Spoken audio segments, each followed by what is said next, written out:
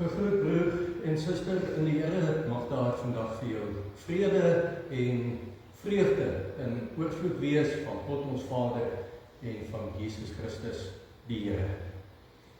Wat ons aankondigings aanbetref,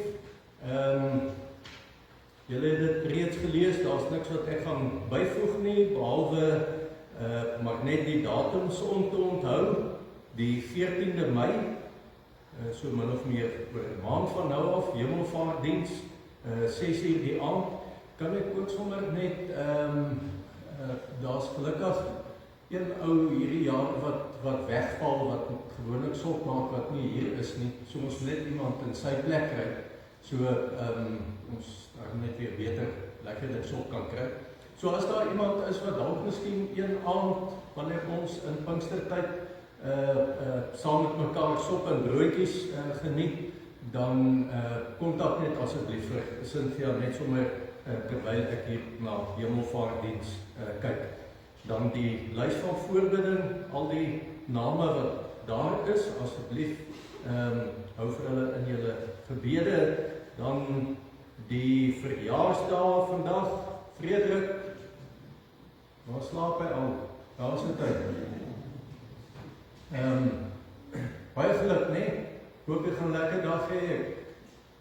Hoop jy het al koffie in die bed gekry en al sulke lekker goed, mooi presente, maar alles wat mooi is, ja, lekker vandag en seën vir die nuwe jaar.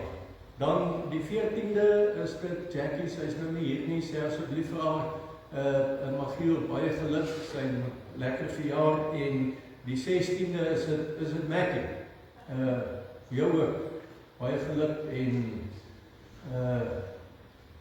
ja, jy is nog maar altyd iemand wat die gesondheid en wat aan die gang wees aanbetref, hierdie jaar is 80, nee, ja, so wonderlik en hoor jy doen nog steeds die parkrans en die goed, so mag daar vir jou ook nog baie gesondheid wees, mooi jare en mooi tyd saam met julle met mekaar. Lida verlede week Sondag verjaar, so hoop julle sal vandag ook, die 16de ook 'n mooi dag saam met mekaar hê. Goed, dan die gedeelte vir vanmôre en dan onthou net die gebedsgeleentheid. Ons bid weer Woensdag saam, so as julle dalk nie te besig is nie, of enige iemand wat graag wil kom inskakel by die gebedsgeleentheid op 'n Woensdag 9:00, kom doen gerus so met vrymoedigheid. Ek wil graag vanmôre en dan ook vir julle wat daar by die huise is, wat saam met ons inskakel, wil ons ook vir julle hartlik verwelkom en mag julle ook 'n mooi dag hê. Ons is vandag by die tweede Sondag na Pasen, wat beteken ons het verlede week die opstanding van die Here Jesus gevier, en vandag gaan ons nou vir die volgende klompie Sondag gaan ons by gedeeltes in die Bybel stil staan oor die kort stukkie wat die Here Jesus nog hier op aarde was en die betekenis en implikasies daarvan. En mag die Here ook vir jou daar by jou huis seën en ook vir die week wat vir jou voorlê, mag dit ook met jou baie goed gaan.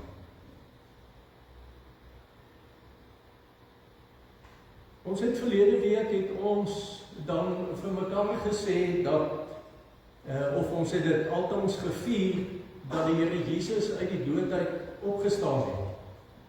En een van die implikasies is natuurlik dat dit nie net die Here Jesus is wat uit die dood uit opgestaan het nie, maar dat hy uit die dood uit opgestaan het, sodat eendag wanneer ek en jy doodgaan en ons ook glo dat ons in Christus gesterf het, dat ons self ook sal opstaan. En dat ons met hierdie wonderlike vooruitskouing vir ons eie lewe ook kan leef. En baie lank voordat die Here Jesus na die aarde toe gekom het, skryf Dawid, so sê die Bybel, skryf hy in Psalm 16, dan sê hy, u gee my nie oor aan die dood nie. Wat 'n wonderlike vertroosting, dat ek en jy vanmôre ook kan leef met die wete, die Here gee ons nie oor aan die dood nie. Dat die dood nie hierdie mag is, wat die laaste sê oor ons lewe sal hê nie. Mag dit elke dag vir my en vir jou troos wees. Mag ons daaruit lewe. Mag dit vir ons elke dag vreugde gee. Mag dit vreugde gee ook in tye wanneer ek dalk nie vreugde voel en wanneer dit vir my voel daar is nie rede om enige blydskap te beleef. Wanneer dit voel asof jou lewe in mekaar tuimel en dat daar niks is as ware om voor te lewe nie, dat jy altyd aan hierdie wete kan vashou, aan hierdie gedagte in die Bybel. U gee my nie oor aan die dood nie. Kom ons bid saam.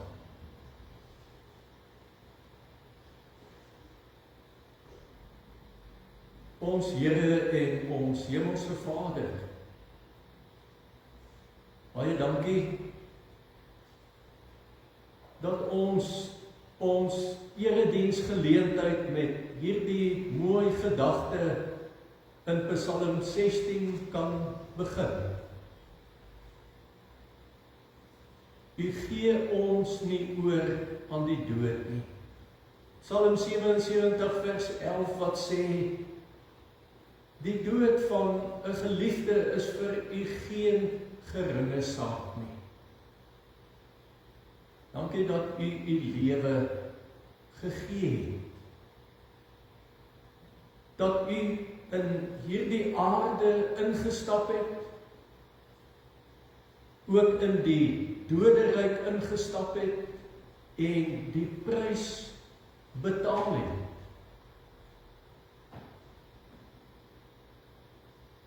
Help vir ons, Here, deur die inwoning en deur die werking van u Gees, dat ons altyd in ons lewe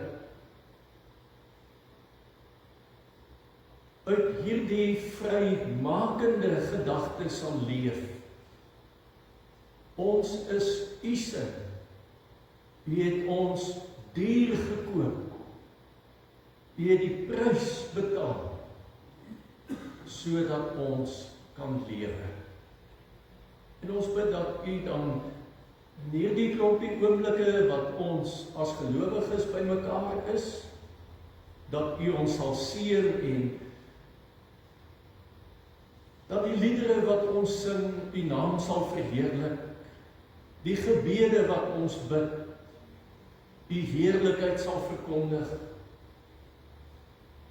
en die gedeelte wat ons gaan saam lees, ons harte en ons gedagtes sal versterk. Seën ons dan in hierdie oomblikke en ons dank u dat ons dit kan vra in Jesus Christus se naam. Amen. Ek het 2 verskonings ontvang. Marita kuier by haar dogter en Vincent in Deekry. Lyk vir my het so 'n draai by die steentydperk gaan maak, want hulle is ergens op een of ander grot toer, wat waar ook al is, maar hulle het verskoning gemaak. Ons gaan 2 liedere saam sing. Die eerste is wat ons gaan sing oor Herder Heer en die Here daarmee loof.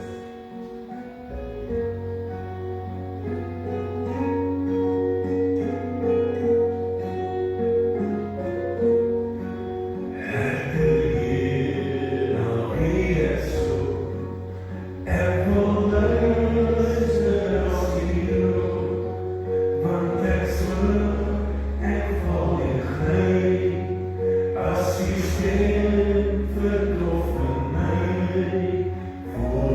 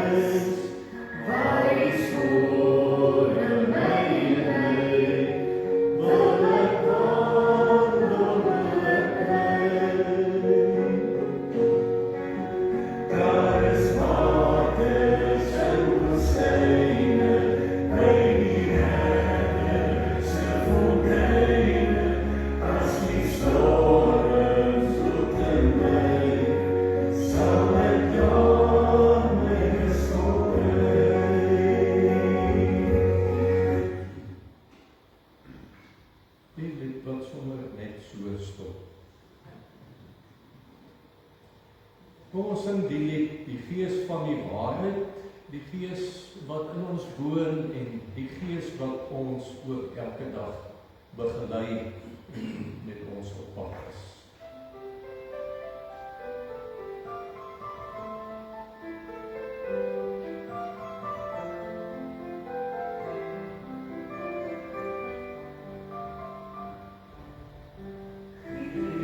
Is van die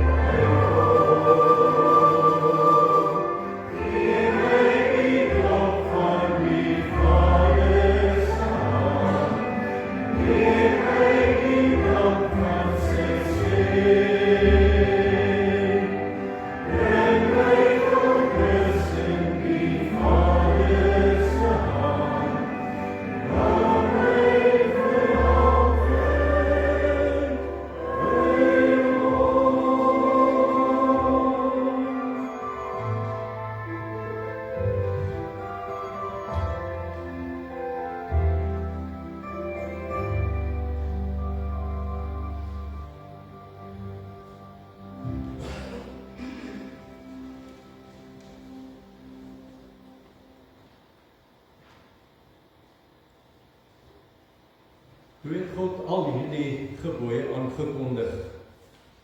Ek is die Here jou God, wat jou uit Egipte, uit die plek van slawerny bevry het. Jy mag naas my geen ander gode hê nie. Jy mag nie vir jou 'n beeld of enige afbeelding maak van wat in die hemel daarbo, of op die aarde hieronder, of in die water onder die aarde is nie. Jy mag hulle nie vereer of dien nie, want ek, die Here jou God, eis onverdeelde trou aan my. Ek reken kinders die sondes van hulle vaders toe, selfs tot in die 3de en 4de geslag van die wat my haat. Maar ek betoon my liefde tot aan die 1000ste geslag van die wat my liefhet en my gebooie gehoorsaam. Jy mag die naam van die Here jou God nie misbruik nie, want die Here sal die een wat sy naam misbruik, nie ongestraf laat bly nie. Sorg dat jy die Sabbatdag heilig hou. 6 dae moet jy werk en alles doen wat jy moet, maar die 7de dag is die Sabbat van die Here jou God. Dan mag jy geen werk doen nie, nie jy of jou seun of dogter, of die man of vrou wat vir jou werk, of enige dier van jou of die vreemdeling by jou nie.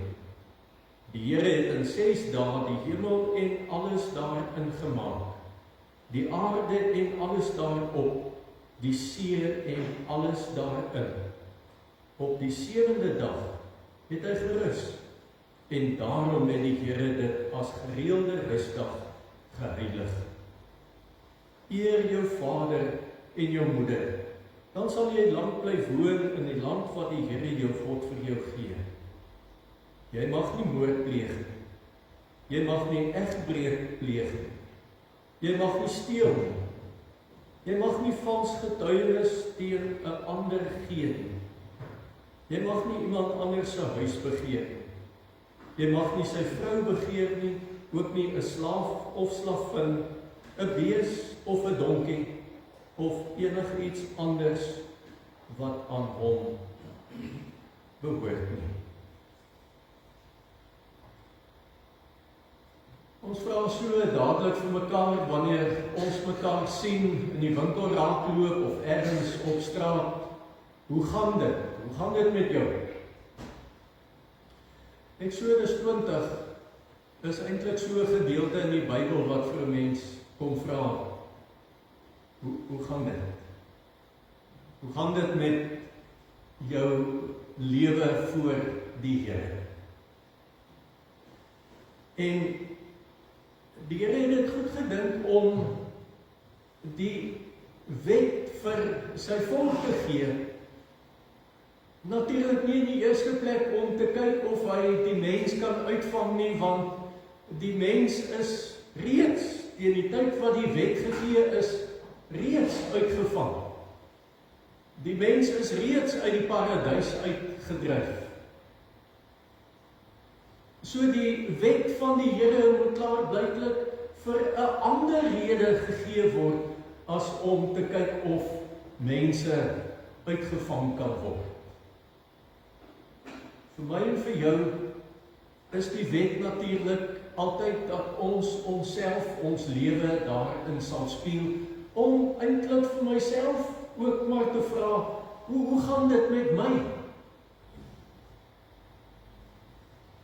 En dan wil die wet 'n spieël wees waarin ek kan sien hoe dit regtig met my gaan. Hoe lyk my verhouding met die Here? En waar die Here my roep, hoe lyk my verhouding teenoor my medemens en waar ek in hierdie wêreld leef? Maar daar's natuurlik ook die ander rede hoekom die wet van die Here vir ons gegee word, en dit is dat ons uit dankbaarheid, dat hierdie nie meer 'n klomp moets en moenies is wat ons elke dag, ek moet so en so lewe, ek moet dit en dat elke dag van my lewe. Dis nie hoe die Here wil dat ons lewe. Die Here wil dat ons uit dankbaarheid moet lewe, want ek en jy is reeds vry. Ons het reeds deur die opstanding en deur die aanvaarding van Jesus se sterwe vir ons aan die kruis, het ons reeds nuwe mense geword en is ons dit ook vanmôre en elke dag van ons lewe. En die wet word dan vir ons die reël van dankbaarheid. Daarmee gebruik ek die wet, ek wil God eer. Ek wil vir die Here lief wees. Ek wil sy gebooie nakom. Ek wil ander mense wat saam met my leef, respekteer. Ek wil ander mense ook hulle ruimte gee om te lewe. Ek vermoed dat as 'n mens jou vir 'n paar oomblikke in die wet gaan spieël, dan mag 'n mens dalk wanneer jy in die spieël kyk dat jy dalk wat jouself aanbetref dalk menigmaal lyk soos hoe jy in die oggend lyk. Ja, staan so ons mans wat moet skeer, daar stoppels op die baard, op die gesig. Weet nie van die vrouens of hulle erg lyk wanneer daar nie gemering aan is in die oggend nie. Maar wanneer 'n mens in die oggend in die spieël kyk, dan is dit nie altyd die mooiste gesig wat 'n mens sien. Dalk het jy nie goed geslaap nie en is daar sakkel onder jou oë. Dalk sukkel jy met hooikoors of met sinus en dat jou neus bloedrooi geblaas en gevryf is. Die wet, wanneer 'n mens jouself spieël, mag 'n mens dalk ook agterkom, ek lyk nie so mooi nie. Ja, ek lyk nie so mooi nie, want dis wat sonde aan 'n mens doen. Sonde breek 'n mens af. Sonde maak dood. Maar genadiglik vier ek en jy vandag Opstanding Sondag. Dis die dag wat die Here uit die doodheid opgestaan het en wat hy lewe kom aankondig het. En kan ek jou dan vanmôre ook uitnooi om altyd saam met my na gedeeltes in die Bybel te blaai wat vir ons die goeie nuus verkondig dat daar is lewe na die dood moontlik. Nadat 'n mens sonde gedoen het, is dit moontlik om weer te kan opstaan en vorentoe met jou lewe te kan gaan. Romeine 10 vers 9 sê, as jy met jou mond bely dat Jesus die Here is en met jou hart dit glo, dan sal jy gered word. En dis die goeie nuus wat ek en jy het om met mekaar te deel. Ek wil vir jou uitnooi om saam met my belydenis van jou geloof te doen en dan bly ons so staan, dan gaan ons na die tyd gaan ons ook 'n lied sing. Kom ons staan en dan bely ons en as jy die vrymoedigheid het, doen dit ook dan hardop saam met my.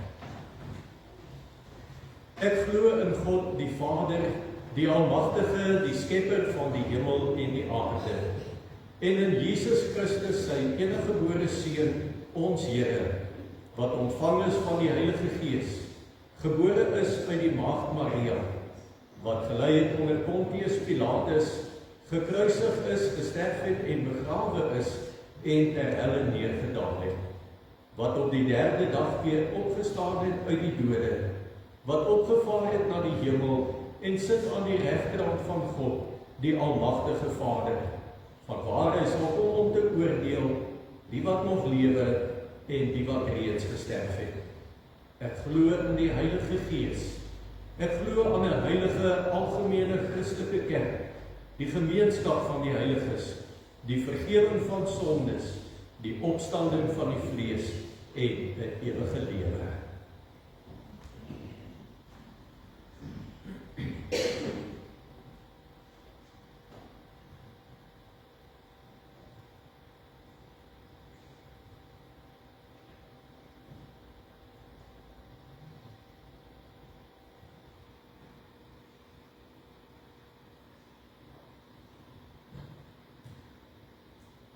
en sit ek die sit sonder dat hy nou woorde het.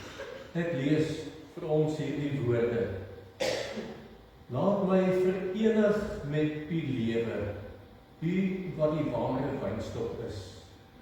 U krag gee my voortdurend lewe, bewaar my van verderfenis. Deurstroom, besiel en seën my, sodat ek altyd vrugbaar bly. Geen groeikrag kom deur eie strewe. Niks kan ek sonder u, o Heer. In u gemeenskap bloei my lewe en word die lewensvolheid meer. Ek wil aan u verbonde bly. Bly u, o Here, steeds in my. Nee, Heer, van u wil ek nie skei nie. U wat die ware wynstok is. As ek nie in u liefde bly nie, is ek 'n loot wat vrugloos is. Gee dat ek altyd vrugbaar bly en u verheerlik word in my. Julle kan weer julle plekke.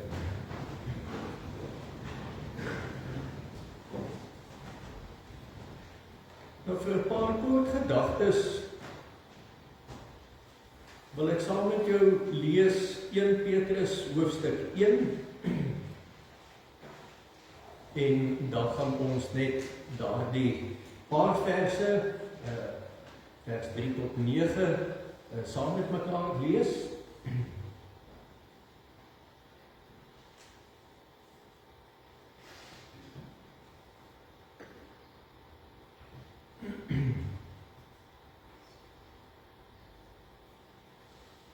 Wanneer Petrus skryf, dan skryf hy vir mense wat verstrooid lewe. Na die opstanding en die hemelvaart van die Here Jesus was daar baie vervolging gewees teenoor die Christen. En baie van die mense moes maar net vlug vir hulle lewe. Wat beteken dat hulle op verskillende plekke op die aarde in daardie omstreke wat hulle gaan woon het. En wanneer 'n mens so vermoed ek, dan Vader, dit het nog nooit met my gebeur nie en ek aanvaar na alle waarskynlikheid dat dit vir jou lewe ook so is, dat jy nog nooit ontheem is nie. Dat daar nog nooit 'n boodskap by jou huis aangekom het, dat iemand jou waarsku dat miskien moet jy liefs maar, as nie 'n kans om op te pak nie, jy moet liefs maar net pad gee en vlug vir jou lewe. En dan kan ek nou goedskiks dink dat 'n mens van daar af moet besluit waarheen vlug ek. Is dit noord, is dit suid, is dit oos of is dit wes? En wanneer ek na 'n spesifieke plek toe vlug, wat is my kanse vir oorlewing daar? Gaan ek nie maar dieselfde probleme daar opstel? Want om na 'n nuwe plek toe te vlug beteken dat jy beland tussen mense wat jy nie ken nie. Daar moet weer nuwe wortels gegroei word. Daar moet weer nuwe mense leer ken word. Daar moet 'n nuwe bestaan uitgewerk word. Miskien as jy jonk is, dan kan jy dit nog bekostig om dit te doen. Maar vir baie van ons wat vanmôre hier is, wat ouderdom nie meer aan ons kant is nie, kan 'n mens net dink die geweldige ingrype wat dit in jou lewe moet hê. En nou kom Petrus met hierdie brief van hom, en dan kom skryf hy vir mense wat verspreid lewe. Vir mense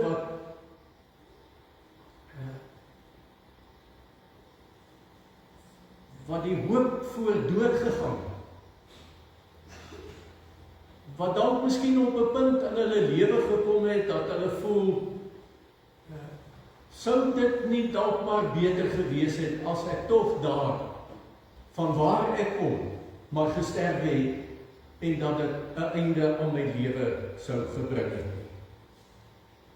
Ek lees hierdie volgende verse. Vers 3.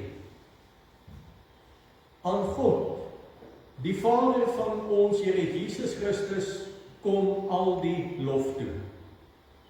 In sy groot ontferming het hy ons die nuwe lewe geskenk deur die opstanding van Jesus Christus uit die dood. Nou het ons 'n lewende hoop op die onverganklike, onbesmette en onverwelklike erfenis wat in die hemel ook vir julle in bewaring gehou word.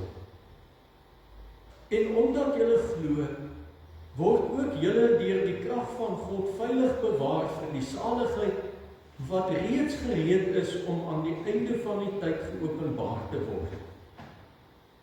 Verheug julle hieroor, selfs al is dit nodig dat julle 'n kort tydjie bedroef gemaak word deur allerhande beproewings, sodat die egtheid van julle geloof getoets kan word. Julle geloof is baie kosbaarder as goud. Goud wat vergaan. Selfs die suiwerheid van goud word met vuur getoets en die egtheid van julle geloof moet ook getoets word, sodat dit lof en heerlikheid en eer waardig mag wees by die wederkoms van Jesus Christus. Hom het julle lief, al het julle hom nie gesien. Deur in hom te glo, al sien julle hom nou nie, het julle reeds deel aan die saligheid wat die einddoel van julle geloof is. En dit vervul julle met 'n onuitspreeklike en heerlike blydskap. Ek lees net tot sover saam met jou.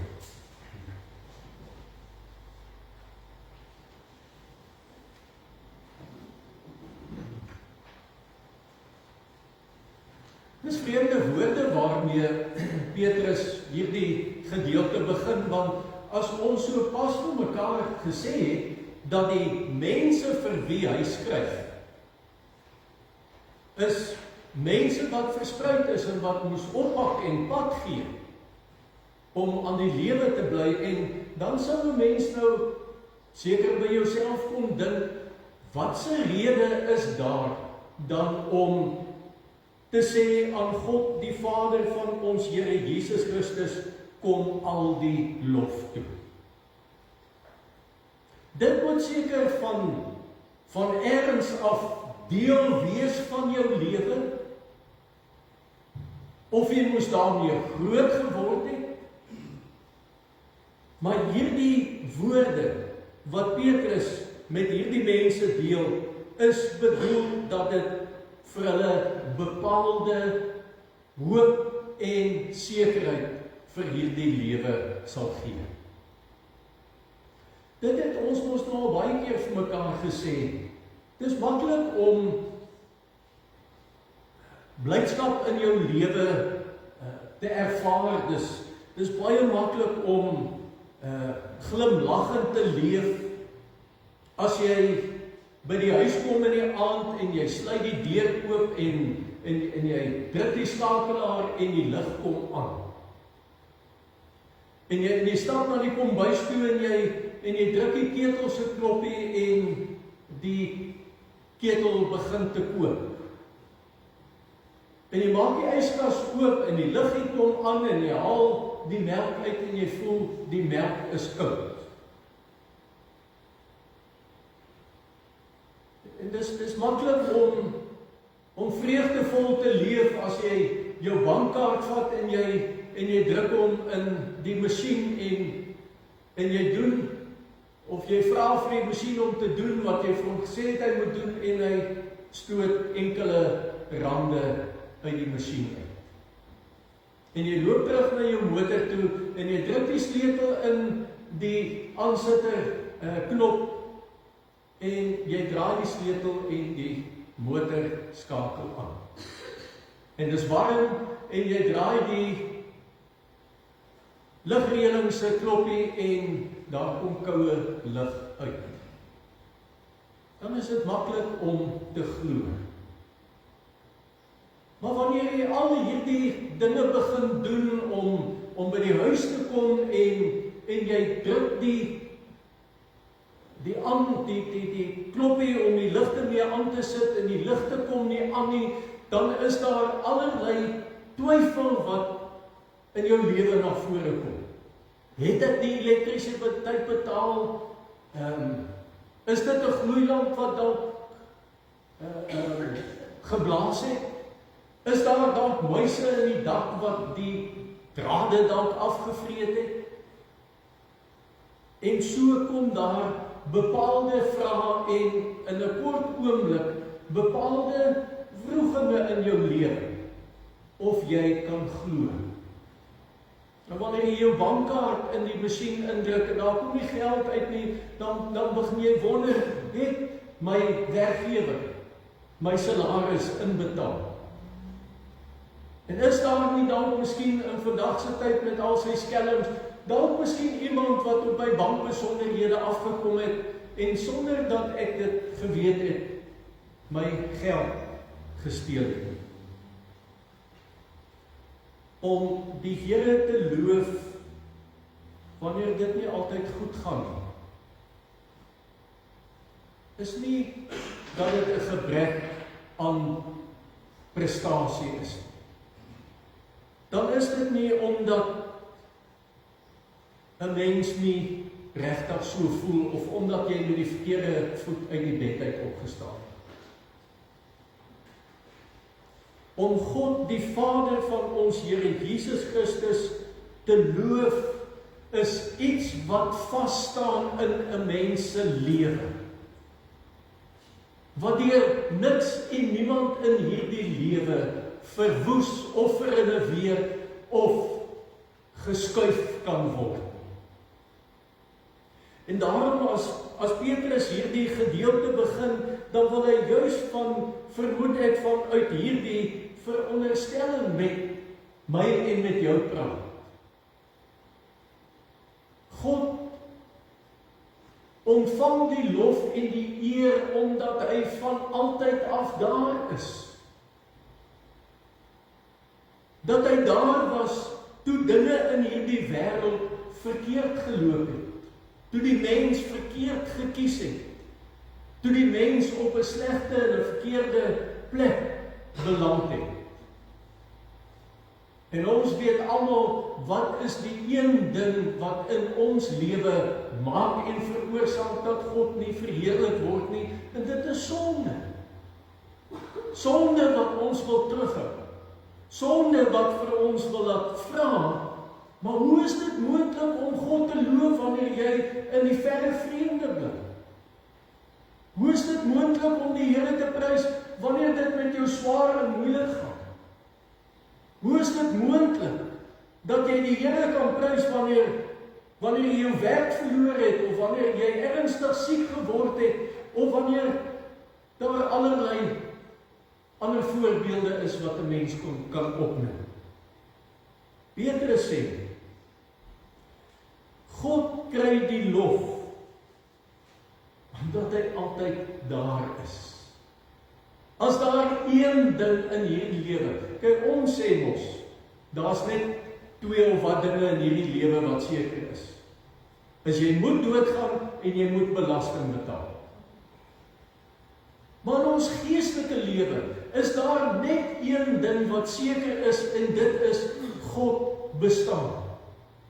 Van ewigheid af en tot in alle ewigheid, al verstaan ons dit nie behoorlik.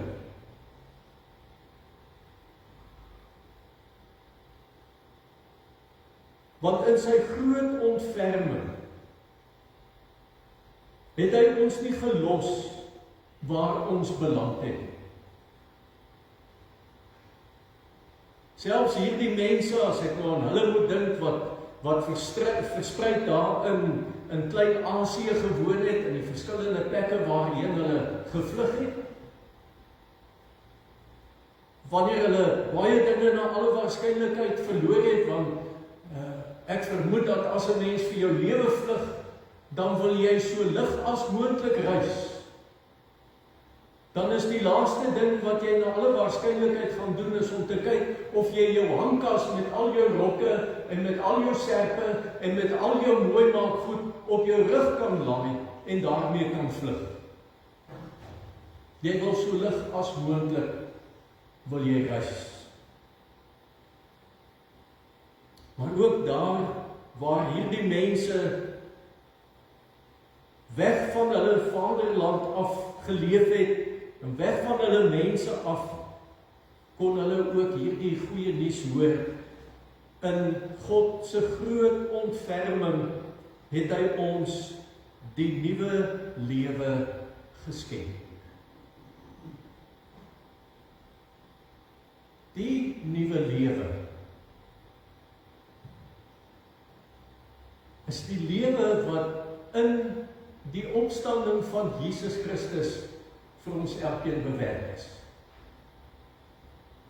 Dit kan nie van 'n mens weggeneem word nie.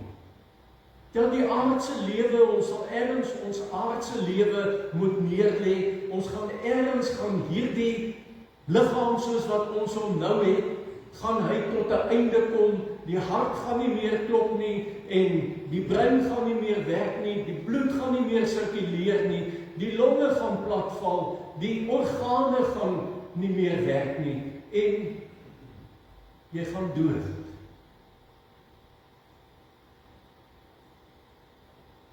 Maar Jesus wat uit die dood uit opgestaan het, kom sê, dis 'n lewende werklikheid.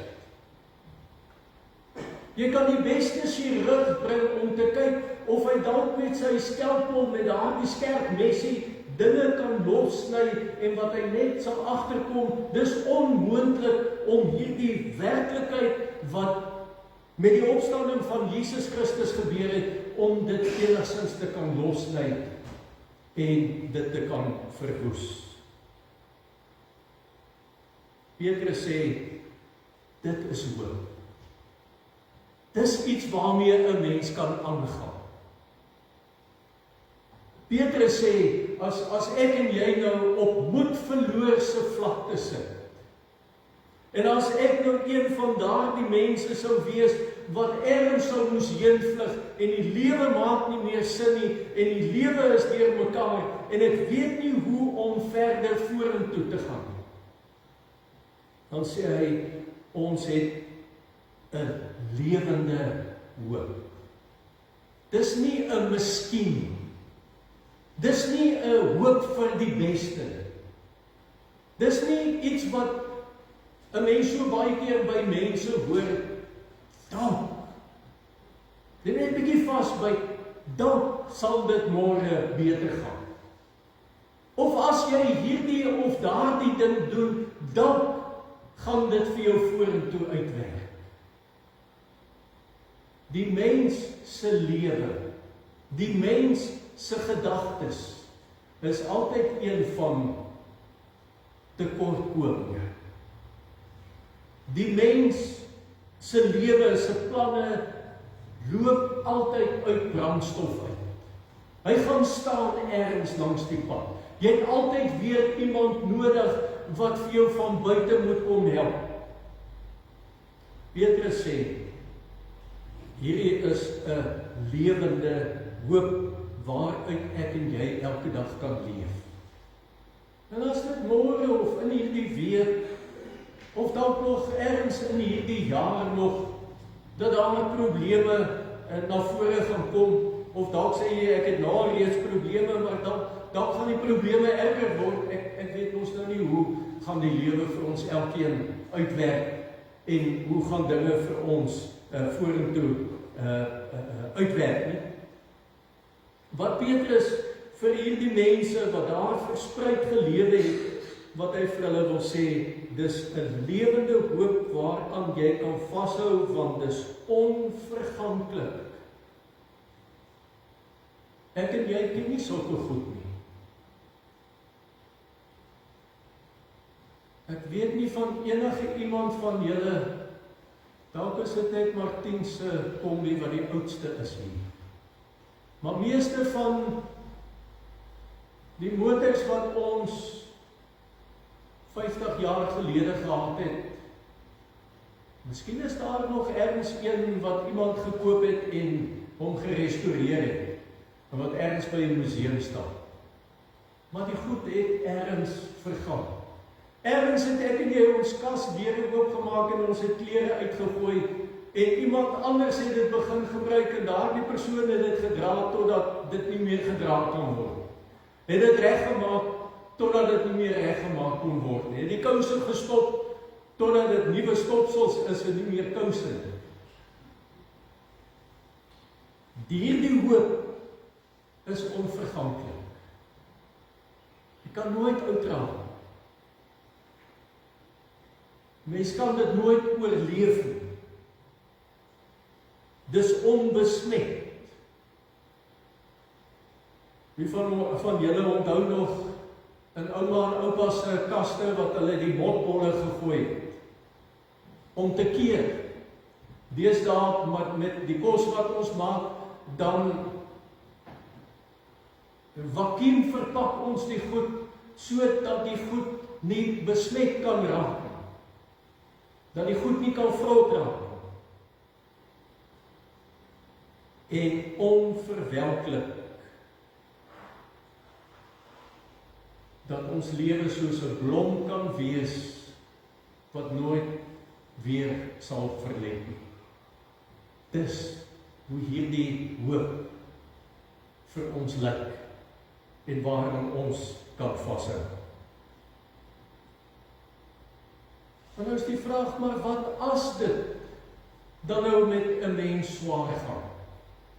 Wat as dit dan met 'n mens moeilik gaan? Wat as 'n mens dan beproewing in jou lewe beleef? Wat ons elkeen ook al beleef het met 'n geliefde wat gesterf het, of iemand wat jou baie erg te nagekom het, of 'n kinderstorie wat nou al jare lank op jou spoor is, wat net nie wil gaan lê nie. Wat doen 'n mens dan? Dan sê Petrus, wees bly. Wees bly wanneer die geloof bietjie getoets word. Wees bly wanneer die lewenspad se helling begin styg. Wees bly wanneer daar nou en dan klippe in jou pad kom. Nou natuurlik is dit nie lekker om opdraande te loop nie.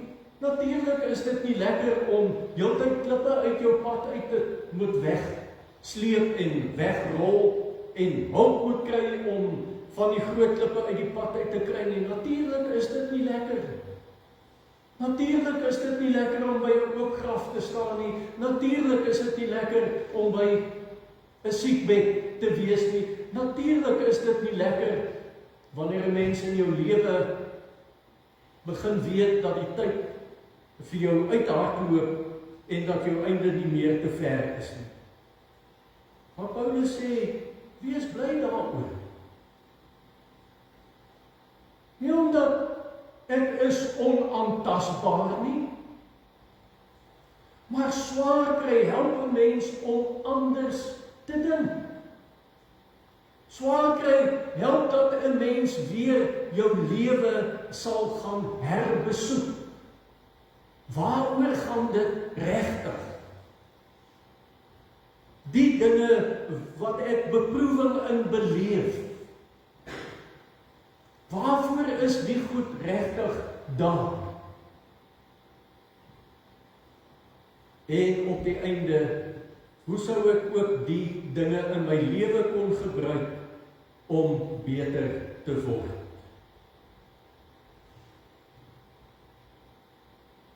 En die gedagte wat ons moet raak sien, is juist dit, om beter te word. Beproewing in 'n mens se lewe wil niks anders na vore bring as om beter te word. As om jouself meer en meer te kan losmaak van dinge wat in die verlede lê, wat jy weet, wat jou eintlik wil terughou. Dis wat sonde doen. Sonde wil 'n mens terughou. Nou kom gebruik Petrus 'n beeld hier, wanneer hy sê, dat goud word ook soms beproef. Mense in daardie tyd het geglo, dat goud is werklik eg. As jy in die goud kan kyk en jy 'n redelike aanvaarbare beeld van jouself kan raak sien. En die proses van goud lê daarin dat jy gooi hierdie metaal, hierdie goud wat gemyn is, wat geoes is, gooi jy in 'n warm pot, of in 'n pot wat warm gemaak word. En dan doen goud dit.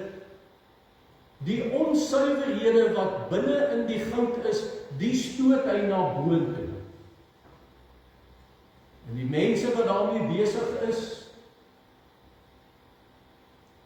neem dan daardie opdrifsels, daardie onegtheid, daardie goed wat in die goud is, die trek hulle en verwyder hulle. En as hulle daarna kyk en hulle nog nie iets van hulle self kan sien nie, dan maak hulle hierdie goud nog warmer. En so stoot hierdie goud dan nog meer van sy onsuiverhede na vore. En Paulus kom bedoel dit ook dieselfde in ons. Beproewing, so sleg as wat dit in 'n mens se lewe is, help dat die onsuiverhede wat daar in ons lewe is, dat daardie onsuiverhede ook kan uitkom. Ek dink sommer op hierdie stadium, as 'n mens een of ander abses het, dan is dit een of ander vorm van siekte wat jy, fisiese siekte wat jy het en wat jy by die dokter moet kom, dat hulle op een of ander manier die vel sal oopsny, dat daardie infeksie wat jy het, dat dit kan uitkom, dat dit ook dalk miskien uitgedruk kan word of uitgesuig kan word. Want daardie onsuiverheid wat in jou lewe is, as dit onder jou voet is, dan loop jy moeilik. As dit in jou hand is, dan sukkel jy om iets op te tel. Die onsuiverhede van die sonde maak dit ook vir ons moeilik om werklik 'n lewe te leef wat Petrus sê, sodat dit lof en heerlikheid en eer waardig mag wees by die wederkoms van Jesus Christus.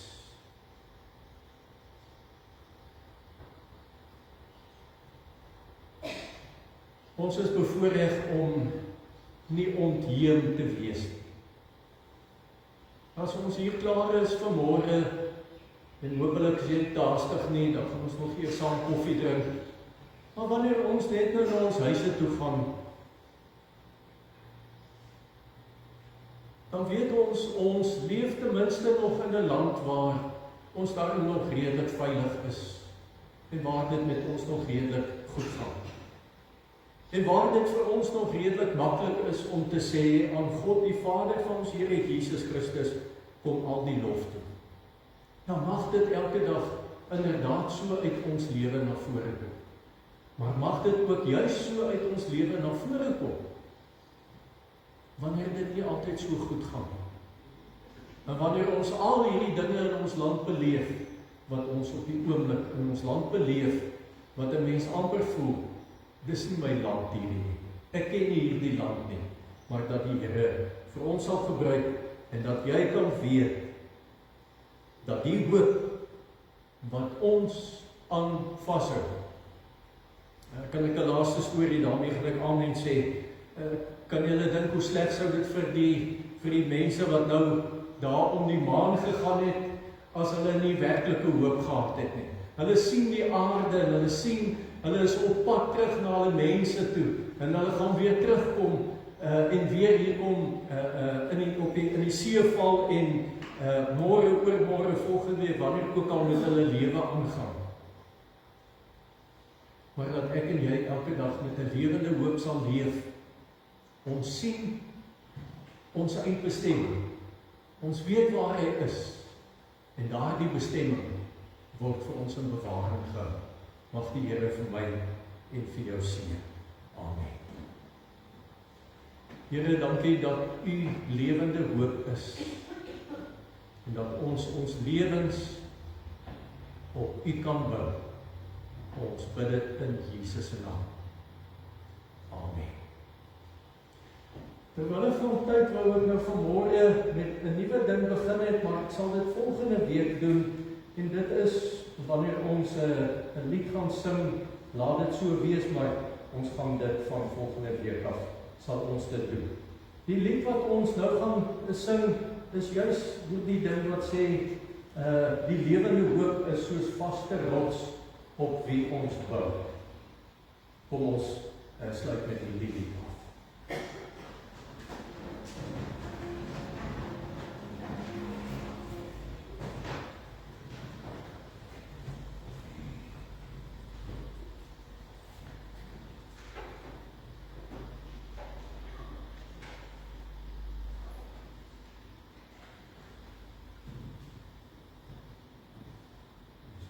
Gestel.